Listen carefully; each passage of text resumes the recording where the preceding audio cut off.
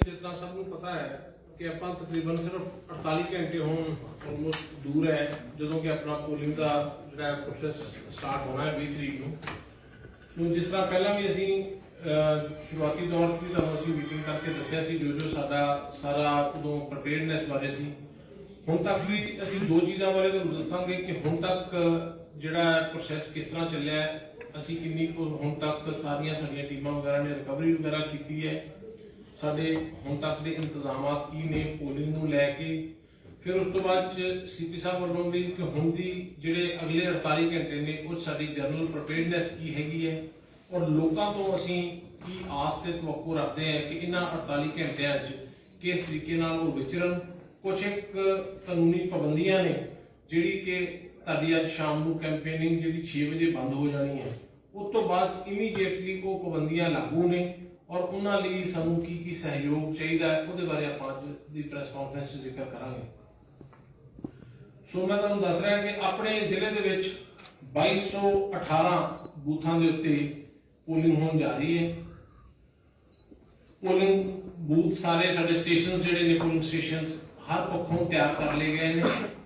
ਹਰ polling station ਤੋਂ ਵੈਬਕਾਸਟਿੰਗ ਹੋਏਗੀ, ਉੱਥੇ ਕੈਮਰਾਜ਼ ਦੀ ਜਿਹੜੀ ਲਾਈਵ ਫੀਡ ਹੈਗੀ ਹੈ ਉਹ ਸਾਡੇ ਤੱਕ ਔਰ ਪੀਸੀਏ ਤੱਕ ਪਹੁੰਚੇਗੀ।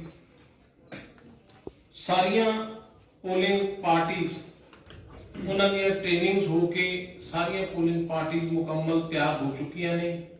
ਜਿਹੜੀਆਂ ਈਵੀਐਮਸ ਉਹਨਾਂ ਵੱਲੋਂ ਲੈ ਕੇ ਜਾਣੀਆਂ ਨੇ ਉਹਨਾਂ ਦੀ ਪ੍ਰੋਪਰ ਕਮਿਸ਼ਨਿੰਗ ਹੋ ਚੁੱਕੀ ਹੈ।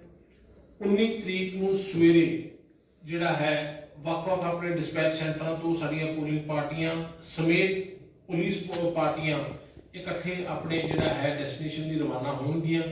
ਉਹਨਾਂ ਦੀ ਹਰ ਪੱਖੋਂ ਮੁਕੰਮਲ ਤਿਆਰੀ ਕਰਵਾ ਦਿੱਤੀ ਗਈ ਹੈ, ਟ੍ਰੇਨਿੰਗ ਕਰਵਾ ਦਿੱਤੀ ਗਈ ਹੈ ਕਿਸੇ ਕਿਸਮ ਦੀ, ਔਰ ਜੋ ਲਾਸਟ ਮਿੰਟ ਉਹਨਾਂ ਨੂੰ ਗਾਈਡਲਾਈਨਸ ਜਾਂ ਅਸੀਂ ਹਦਾਇਤਾਂ ਦੇਣੀਆਂ ਨੇ ਉਹ ਵੀ ਸਾਰੀਆਂ ਦਿੱਤੀਆਂ ਜਾ ਚੁੱਕੀਆਂ ਨੇ। ਔਰ ਡਿਸਪੈਚ ਸੈਂਟਰਾਂ ਦੇ ਪ੍ਰਬੰਧ, ਉਹਨਾਂ ਦੇ ਉੱਥੇ ਖਾਣ ਪੀਣ ਦੇ ਪ੍ਰਬੰਧ, ਟਾਇਲਟਸ ਵਗੈਰਾ ਦੇ ਸਾਰੇ ਪ੍ਰਬੰਧ ਜਿਹੜੇ ਪੁਖਤਾ ਕਰ ਦਿੱਤੇ ਗਏ ਨੇ ਤਾਂ ਕਿ ਕਿਸੇ ਵੀ ਮੁਲਾਜ਼ਮ ਨੂੰ ਬਾਹਰ ਨਾ ਜਾਣਾ ਪਵੇ, ਉੱਥੇ ਹੀ ਸਾਰੇ ਇੰਤਜ਼ਾਮਾਤ ਹੋਣਗੇ। ਔਰ ਪੋਲਿੰਗ ਸਟੇਸ਼ਨ ਤੇ ਜਾਣ ਉਪਰੰਤ ਵੀ ਉਹਨਾਂ ਦਾ ਜਿਹੜਾ ਉੱਥੇ ਰਿਹਾਇਸ਼ ਦਾ ਖਾਣ ਪੀਣ ਦੇ ਸਾਰੇ ਪ੍ਰਬੰਧ ਕਰ ਦਿੱਤੇ ਗਏ ਨੇ। ਬਾਹਰੋਂ ਕਿਸੇ ਵਿਅਕਤੀ ਪਾਸੋਂ ਕਿਸੇ ਕਿਸਮ ਦੀ ਕੋਈ ਜਿਹੜੀ ਹੈ ਉਹਨਾਂ ਨੂੰ ਰੋਟੀ ਖਾਣਾ ਦੇਣਾ ਇਹਦੇ ਤੇ ਪਾਬੰਦੀ ਹੈ। ਜੋ ਸਰਕਾਰ ਦੇ ਫੰਡਸ ਉਪਲਬਧ ਕਰਾਏ ਗਏ ਨੇ ਉਹਨਾਂ ਤੋਂ ਸਾਰਾ ਇੰਤਜ਼ਾਮ ਕਰਵਾਇਆ ਜਾ ਰਿਹਾ। ਸਾਡੀ ਸਾਰੀ ਪੁਲਿਸ ਫੋਰਸ, ਸਾਡੇ ਜਿੰਨੇ ਵੀ ਪੋਲਿੰਗ ਪਾਰਟੀਆਂ ਨੇ ਉਹ ਪ੍ਰੋਪਰ ਸਾਡਾ ਫੂਡ ਅਰੇਂਜਮੈਂਟਸ ਵਗੈਰਾ ਉੱਥੇ ਹੋਏਗਾ। ਔਰ ਪੋਲਿੰਗ ਵਾਲੇ ਦਿਨ ਵੀ ਸਾਡੇ ਸੈਕਟਰ ਆਫੀਸਰ ਸਾਡੀਆਂ ਪੈਟਰੋਲਿੰਗ ਪਾਰਟੀਆਂ ਇਕੱਠੇ ਮੂਵ ਕਰਨਗੇ ਔਰ ਸ਼ਾਮ ਨੂੰ ਵਾਪਸ ਕਲੈਕਸ਼ਨ ਸੈਂਟਰ ਤੇ ਜਿਸ ਤਰ੍ਹਾਂ ਆਉਣਾ ਨੇ ਉਹਦੇ ਸਾਡੇ ਕਾਊਂਟਿੰਗ ਜਿਹੜੇ ਕਾਊਂਟਰਸ ਬਣਨੇ ਨੇ, ਜਿਹੜੀਆਂ ਰਿਪੋਰਟਸ ਇਕੱਠੀਆਂ ਹੋਣੀਆਂ ਨੇ, ਫਿਰ ਈਵੀਐਮਸ ਸਾਰੇ ਸਟਰੋਂਗ ਰੂਮਸ 'ਚ ਜਾਣੀਆਂ ਨੇ। ਉਹ ਸਾਰੇ ਸਟਰੋਂਗ ਰੂਮਸ ਉਹਨਾਂ ਦੀ ਸਿਕਿਉਰਿਟੀ ਦੇ ਸੀਏਪੀਐਫ ਦੀ ਜਿਹੜੇ 2-3 ਟਾਇਰ ਸਿਕਿਉਰਿਟੀ ਲੱਗਦੀ ਉਹਨਾਂ ਦੇ ਸਾਰੇ ਪ੍ਰਬੰਧ ਜਿਹੜੇ ਨੇ ਪੁਖਤਾ ਕਰ ਲਏ ਗਏ ਨੇ। ਹੁਣ ਤੱਕ ਦਾ ਜਿਹੜੀ ਸਾਡੀ ਅਚੀਵਮੈਂਟ ਰਹੀ ਹੈ, ਅਸੀਂ ਕਾਫੀ ਸਖਤੀ ਪੁਲਿਸ ਪ੍ਰਸ਼ਾਸਨ ਵੱਲੋਂ, ਜ਼ਿਲ੍ਹਾ ਪ੍ਰਸ਼ਾਸਨ ਵੱਲੋਂ ਕੀਤੀ ਗਈ ਹੈ।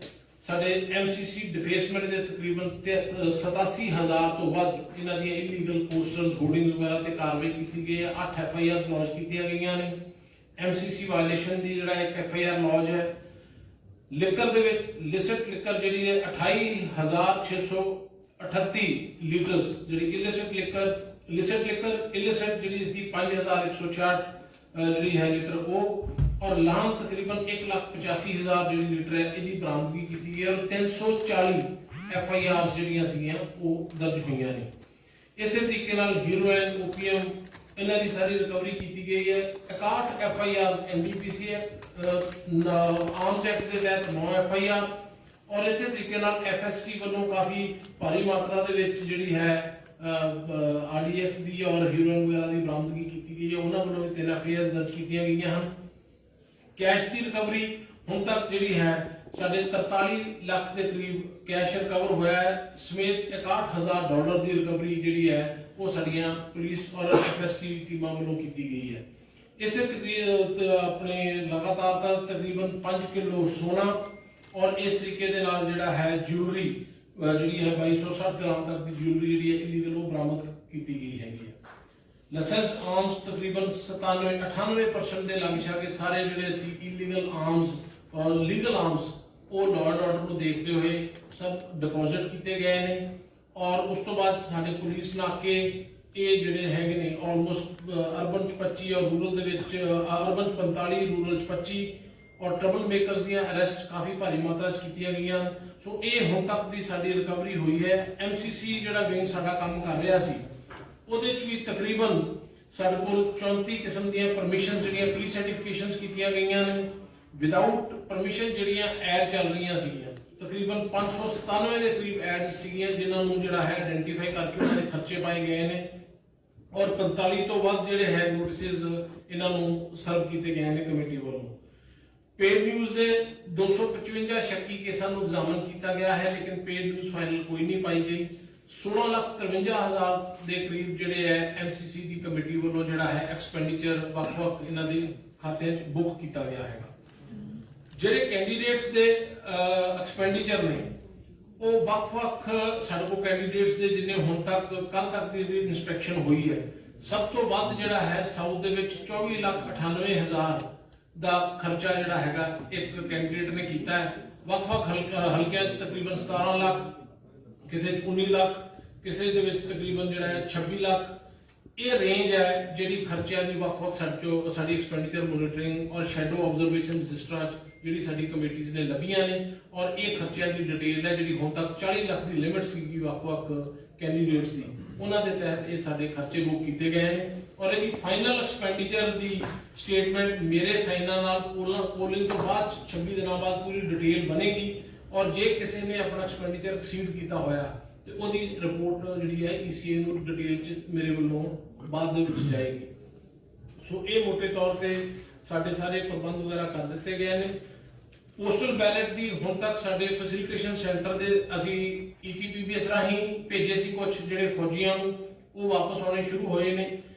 ਸਾਡੇ 12D ਜਿਹੜੇ PWD 80+ ਵੋਟਰ ਸੀਗੇ ਉਹਨਾਂ ਤੋਂ ਅਸੀਂ ਜਿਹੜੀ VOTING ਕਰਾਈ ਹੈ। ਫਿਰ ਸਾਡੇ ਫੈਸਿਲਿਟੇਸ਼ਨ ਸੈਂਟਰ ਉਹ ਪੋਸਟਲ ਬੈਲਟਸ ਦੀਆਂ ਜਿਹੜੀਆਂ ਵੋਟਾਂ ਨੇ ਉਹਨਾਂ ਦੀ ਵੀ ਗਿਣਤੀ ਸਾਡੇ ਕੋਲ ਕੁਛ ਆਈ ਹੈ।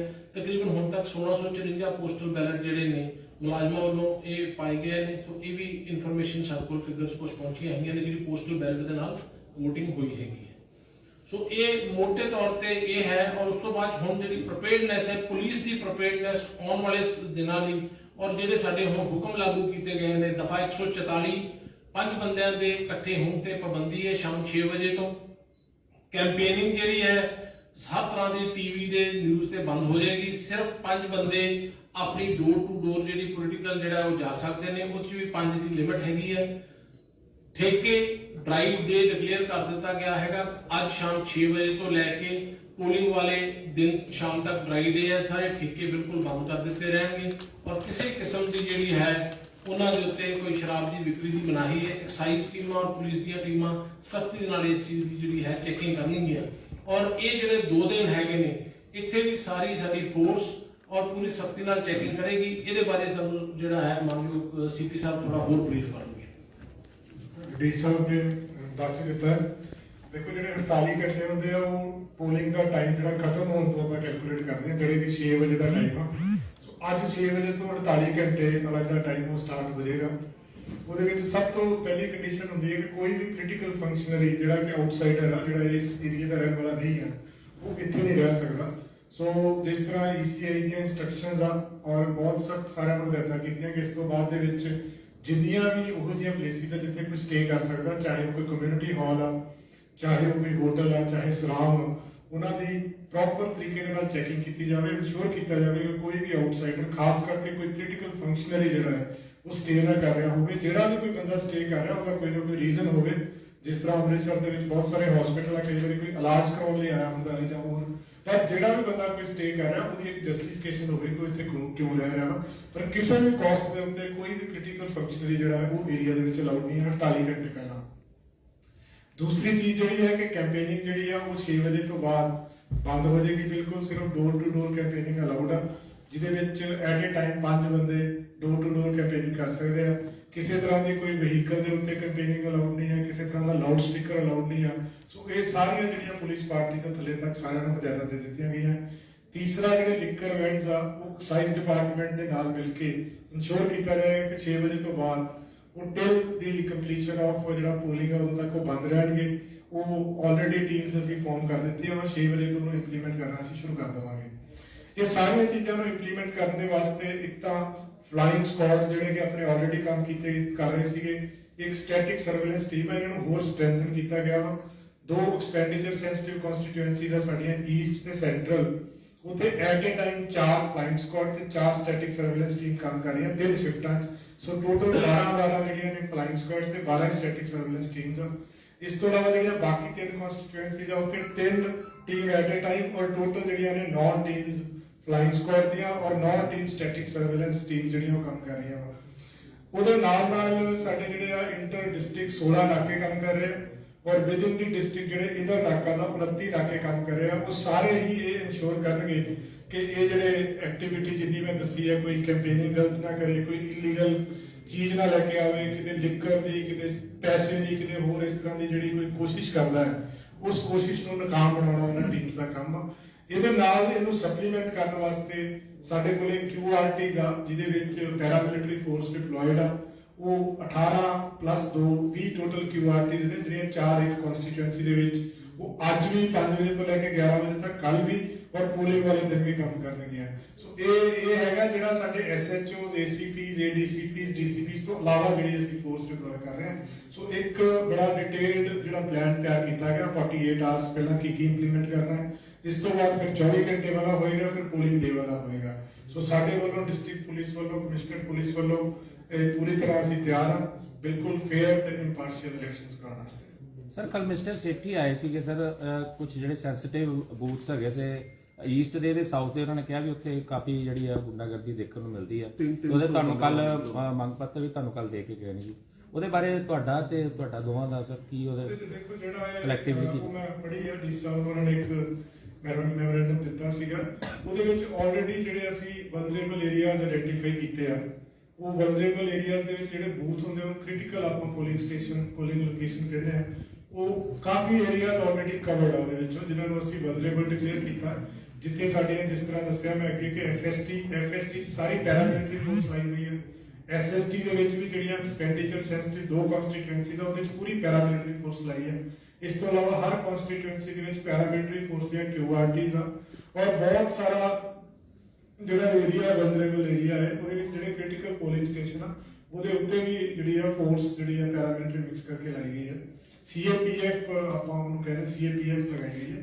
ਸੋ ਜਿੰਨੇ ਏਰੀਆ ਉਹਨਾਂ ਨੇ ਲਿਸਟ ਕੀਤੇ ਆ ਉਹ ਸਾਡੇ ਧਿਆਨ ਦੇ ਵਿੱਚ ਆ ਔਰ ਕੋਈ ਵੀ ਕੈਂਡੀਡੇਟ, ਕੋਈ ਵੀ ਸਾਨੂੰ ਕਿਤੇ ਵੀ ਕੋਈ ਇਸ ਤਰ੍ਹਾਂ ਦੀ ਵਰੀ ਲਿਸਟ ਆਉਂਦੀ ਹੈ ਜਿਹੜਾ ਵੀ ਕੋਈ ਐਪਰੀਹੈਂਸ਼ਨ ਜਾਰ ਕਰਦਾ ਵਾ, ਉਹਨੂੰ ਮੱਦੇਨਜ਼ਰ ਰੱਖ ਕੇ ਹੀ ਫਰਦਰ ਜਿਹੜਾ ਵਾ ਪਲੈਨਿੰਗ ਜਿਹੜੀ ਹੈ ਉਸ ਤਰੀਕੇ ਨਾਲ ਅਸੀਂ ਆਪਣੀ ਕਰਦੇ ਹਾਂ। ਸਰ ਇੱਕ ਹੋਰ ਵੀ ਗੱਲ ਕਹੀ ਸੀ ਉਹਨਾਂ ਨੇ ਕਿ ਇਹ ਤੇ ਤੁਸੀਂ ਬੂਥਸ ਦੀ ਗੱਲ ਕੀਤੀ ਹੈ ਨਾ ਜੀ, ਅਦਰਵਾਈਜ਼ ਉਹਨਾਂ ਨੇ ਕਿਹਾ ਸੀ ਵੀ ਉਹ ਮਤਲਬ ਦੋਵੇਂ ਪਾਰਟੀ ਜਾਂ ਕਿਸੇ ਵੀ ਪਾਰਟੀ ਦੇ ਪਾਰਟਿਕੂਲਰ ਪਾਰਟੀ ਦੇ ਬੰਦੇ ਆ ਜਾਂਦੇ ਨੇ, ਗਲੀਆਂ ਦੇ ਬਾਹਰ ਖੜੇ ਹੋ ਜਾਂਦੇ ਨੇ, ਜਿਸ ਤੋਂ ਬਾਅਦ ਕਿ ਬੀਬੀਆਂ ਦਾ ਨਿਕਲਣਾ, ਜਿਹੜਾ ਲੇਡੀਜ਼ ਦਾ ਨਿਕਲਣਾ ਉਹ ਵੈਸੇ ਹੀ ਪੋਸੀਬਲ ਨਹੀਂ ਹੁੰਦਾ। ਤੇ ਇਹੋ ਜਿਹੇ ਹਾਲਾਤ ਵਿੱਚ ਕੋਈ ਸਰ ਜਨਤਾ ਵਾਸਤੇ ਜਾਂ ਕਿ ਮੌਬ ਵਾਸਤੇ ਕੁਝ ਦੇਖੋ ਉਹਨਾਂ ਨੇ ਕੱਲ ਜਦੋਂ ਆ ਕੇ ਉਹਨਾਂ ਨੇ ਜਿਹੜੇ ਵੀ ਆਪਣੇ ਮੇਰੇ ਨਾਲ ਉਹਨਾਂ ਨੇ ਕਾਫੀ ਆਏ ਸੀ, ਬੈਠ ਕੇ ਡਿਸਕਸ਼ਨ ਹੋਈ ਹੈ। ਉਹਨਾਂ ਦੀ ਜਿਹੜੀ ਕੰਪਲੇਂਟ ਹੈ ਜਨਰਲ ਨੇਚਰ ਦੇ ਖਦਸ਼ੇ ਉਹਨਾਂ ਨੇ ਜ਼ਾਹਰ ਕੀਤੇ ਨੇ। ਕੋਈ ਵੀ ਸਪੈਸਿਫਿਕ ਜਿਸ ਤਰ੍ਹਾਂ ਉਹਨਾਂ ਦੀ ਗਲੀਆਂ 'ਚ ਪੈਸੇ ਵੰਡੇ ਜਾ ਰਹੇ ਹੋਣਗੇ, ਉੱਥੇ ਦੀ ਕਿਤੇ ਲੋਕੀ 5-5 ਹਜ਼ਾਰ ਰੁਪਇਆ ਦੇ ਰਹੇ ਨੇ, ਬਟ ਕਿਤੇ ਵੀ ਅਸੀਂ ਤੇ ਇੱਕ ਛੋਟਾ ਜਿਹਾ ਪੋਸਟਰ ਵੀ ਜਿਹੜਾ ਹੈ ਉਹ ਸੀ ਵਿਜਲ ਤੇ ਲੋਕਾਂ ਨੇ ਵੀਡੀਓ ਬਣਾ ਕੇ ਤੇ ਉੱਥੇ ਅਪਲੋਡ ਕੀਤੀਆਂ ਨੇ ਤੇ ਇਮੀਡੀਏਟਲੀ ਉਹਨਾਂ ਦੇ ਐਕਸ਼ਨ ਹੋਏ ਨੇ। ਹੁਣ ਵੀ ਅਸੀਂ ਉਹਨਾਂ ਨੂੰ ਕਿਹਾ ਵੀ ਕਿਤੇ ਵੀ ਤੁਹਾਡੇ ਕੋਲ ਕਿਸੇ ਥਾਂ ਦਾ ਕੋਈ ਪੁਖਤਾ ਬਾਈ ਨੇਮ ਜਾਂ ਕੋਈ ਤੁਹਾਡੇ ਕੋਲ ਫੋਟੋਗ੍ਰਾਫ ਜਾਂ ਕੁਝ ਹੈ, ਵੀ ਵਿਲ ਇਮੀਡੀਏਟਲੀ ਉਹਨੂੰ ਰਿਐਕਟ ਕਰਾਂਗੇ। ਜਨਰਲ ਨੇਚਰ ਦੇ ਖਦਸ਼ਿਆਂ ਲਈ ਅਸੀਂ ਓਵਰਆਲ ਜੋ ਪ੍ਰਪੇਅਰਡ ਹੈ, ਜਿਸ ਤਰ੍ਹਾਂ ਸੀਪੀ ਸਾਹਿਬ ਨੇ ਦੱਸਿਆ, ਸਾਡੇ ਵੱਲੋਂ ਹਰ ਪੁਖਤਾ ਅਰੇਂਜਮੈਂਟ ਕੀਤਾ ਗਿਆ ਹੈ। ਜਿਸ ਤਰ੍ਹਾਂ ਦੇ ਵੀ ਕਿਸੇ ਥਾਂ ਦੇ ਉੱਤੇ ਕੋਈ ਪਾਰਟਿਕੂਲਰ ਸਾਡੇ ਕੋਲ ਜਦੋਂ ਆਉਂਦਾ ਜੀ ਕਿਹੜੀ ਪਾਰਟਿਕੂਲਰ ਗਲੀ 'ਚ ਕਿੱਥੇ ਕੋਈ ਕਿਸੇ ਨੂੰ ਇਹੋ ਜਿਹੀ ਨਾ ਇਸ ਵੇਲੇ ਤੱਕ ਸਾਡੇ ਧਿਆਨ 'ਚ ਹੈ ਨਾ ਹੋਣ ਦਿੱਤੀ ਜਾਏਗੀ। ਲੋਕਾਂ ਨੂੰ ਵੀ ਇਹ ਬੇਨਤੀ ਹੈ ਕਿ ਇੰਨੇ ਸੁਰੱਖਿਆ ਦੇ ਸਖਤ ਪ੍ਰਬੰਧ ਕੀਤੇ ਗਏ ਨੇ, ਪੁਖਤਾ ਪ੍ਰਬੰਧ ਕੀਤੇ ਗਏ ਨੇ। ਨਾ ਤੇ ਪੰਜਾਬ ਦੀ ਪਹਿਲਾਂ ਹਿਸਟਰੀ 'ਚ ਇਸ ਤਰ੍ਹਾਂ ਦਾ ਹੈ ਵੀ ਕੋਈ ਕਿਸੇ ਨੂੰ ਇਸ ਤਰ੍ਹਾਂ ਡਰਾ ਧਮਕਾ ਕੇ ਵੋਟਾਂ ਤੋਂ ਰੋਕ ਸਕੇ। ਹੁਣ ਵੀ ਕੋਈ ਇਹੋ ਜਿਹਾ ਕਿਤੇ ਪਾਰਟਿਕੂਲਰ ਇਨਸਟੈਂਸ ਹੈ ਤੁਰੰਤ ਸਾਡੇ ਧਿਆਨ 'ਚ ਲੈ ਕੇ ਆਉਣ। ਸਾਡਾ 1950 ਨੰਬਰ ਹੈ, ਪੁਲਿਸ ਦਾ 112 ਨੰਬਰ ਹੈਗਾ। ਜੇ ਕੋਈ ਹਾਦਸਾ ਹੁੰਦਾ ਹੈ ਤੇ ਸਾਡੇ ਧਿਆਨ 'ਚ ਲੈ ਕੇ ਉਹ ਇਮੀਡੀਏਟਲੀ ਸਾਡਾ ਰਿਸਪੌਂਸ ਟਾਈਮ ਵੀ ਜ਼ਿਆਦਾ ਨਹੀਂ ਹੋਏਗਾ, ਅਸੀਂ ਉਹਦੇ ਤੇ ਐਕਸ਼ਨ ਲਵਾਂਗੇ। ਸਰ ਸੈਂਟਰਲ ਦੇ ਵਿੱਚ ਕੱਲ ਰੌਲਾ ਪਿਆ ਸੀ ਕਿ 10 ਰੁਪਏ ਦੀ ਔਰ 20 ਰੁਪਏ ਦੇ ਨੋਟਾਂ ਦੇ ਨਾਲ ਸ਼ਰਾਬ ਦੀਆਂ ਬੋਤਲਾਂ ਵੰਡਦੇ ਪਏ ਆ, ਠੇਕੇ ਦੇ ਬਾਅਦ ਧਰਨਾ ਵੀ ਲੱਗਾ ਸੀ ਜੀ। ਦੇਖੋ ਨੀਰਜ ਜੀ, ਜੇ ਤੇ ਕੋਈ ਦੇਖੋ ਕਈ ਵਾਰੀ ਤੁਸੀਂ ਵੀ ਹੋਣਾ ਹੈ, if there is some evidence, ਕਈ ਵਾਰੀ ਇਹਨਾਂ ਹਾਲਾਤਾਂ 'ਚ ਆਪਾਂ ਨੂੰ ਵੀ ਪਤਾ ਹੈ ਵੀ ਚੋਣ ਤੋਂ 2 ਦਿਨ ਪਹਿਲਾਂ ਬਹੁਤ ਇਸ ਤਰ੍ਹਾਂ ਦੀਆਂ ਗੱਲਾਂ ਆਉਂਦੀਆਂ ਨੇ। ਕੋਈ ਮਟੀਰੀਅਲ ਫੈਕਟ ਸਾਡੇ ਸਾਹਮਣੇ ਰੱਖੋ, ਕਿੱਥੇ ਕੋਈ ਚੀਜ਼ ਹੈ ਇਮੀਡੀਏਟਲੀ ਸਾਡੇ ਵੱਲੋਂ ਉਹਦੇ ਤੇ ਰਿਸਪੌਂਸ ਜਾਂ ਰਿਐਕਟ ਕੀਤਾ ਜਾਏਗਾ। ਸਰ ਅਤੀ ਸੰਵੇਦਨਸ਼ੀਲ ਕਿੰਨੇ ਬੂਥ ਨੇ ਜ਼ਿਲ੍ਹੇ 'ਚ ਔਰ ਸੰਵੇਦਨਸ਼ੀਲ ਕਿੰਨੇ ਨੇ? ਸਾਡੇ 355 ਜਿਹੜੀਆਂ ਲੋਕੇਸ਼ਨਸ ਨੇ ਜੀ, ਅਸੀਂ ਅੱਗੇ ਪਹਿਲਾਂ ਸੰਵੇਦਨਸ਼ੀਲ ਤੇ ਇਸ ਤਰ੍ਹਾਂ ਦੀ ਕਰਕੇ ਹੁਣ ਕ੍ਰਿਟੀਕਲ ਐਂਡ ਨਾਰਮਲ, ਇਹ 2 ਤਰ੍ਹਾਂ ਦਾ ਹੈ। ਸਾਡੀਆਂ ਜਿਹੜੀਆਂ ਕ੍ਰਿਟੀਕਲ ਲੋਕੇਸ਼ਨਸ ਨੇ 1134 ਇਸ ਤਰ੍ਹਾਂ ਦੀਆਂ ਲੋਕੇਸ਼ਨਾਂ ਨੇ ਜਿਸ 'ਚ ਸਾਡੇ ਸਾਰੇ ਬੂਥ ਹੈਗੇ ਨੇ। ਉਹਨਾਂ ਚੋਂ 355 ਪੂਰੇ ਜ਼ਿਲ੍ਹੇ 'ਚ ਕ੍ਰਿਟੀਕਲ ਲੋਕੇਸ਼ਨਸ ਨੇ ਜਿਨ੍ਹਾਂ ਤੇ ਤੈਨਾਤੀ ਕੀਤੀ ਗਈ ਹੈ ਸੀਏਐਫਐਫ ਦੀ, ਪੂਰਾ ਜਿਹੜਾ ਸੀਆਰਪੀਐਫ ਦੀ, ਬੀਐਸਐਫ ਦੀ। ਕਈਆਂ ਥਾਵਾਂ ਤੇ ਪੂਰੇ ਸੈਕਸ਼ਨ ਲਗਾਏ ਗਏ ਨੇ, ਕਈਆਂ ਥਾਵਾਂ ਤੇ ਕੁਝ ਹਾਫ ਸੈਕਸ਼ਨ ਲਗਾਏ ਗਏ ਨੇ, ਲੇਕਿਨ ਹਰ ਕ੍ਰਿਟੀਕਲ ਪੋਲਿੰਗ ਸਟੇਸ਼ਨਸ ਦੇ ਉੱਤੇ ਵੈਬਕੈਮ, ਮਾਈਕਰੋ ਆਬਜ਼ਰਵਰਸ ਔਰ ਪੈਰਾਮਿਲਟਰੀ ਫੋਰਸਿਸ ਜਿਹੜੀਆਂ ਹੈਗੀਆਂ ਨੇ ਉਹਨਾਂ ਦੀ ਤੈਨਾਤੀ ਹੋਈ ਹੈ। ਸਰ ਐਤਕੀ ਰੈਂਪਸ ਬਣਾਏ ਗਏ ਨੇ ਜੀ, ਉਹ ਜਿਹੜੇ ਸਪੈਸ਼ਲੀ ਏਬਲਡ ਲੋਕ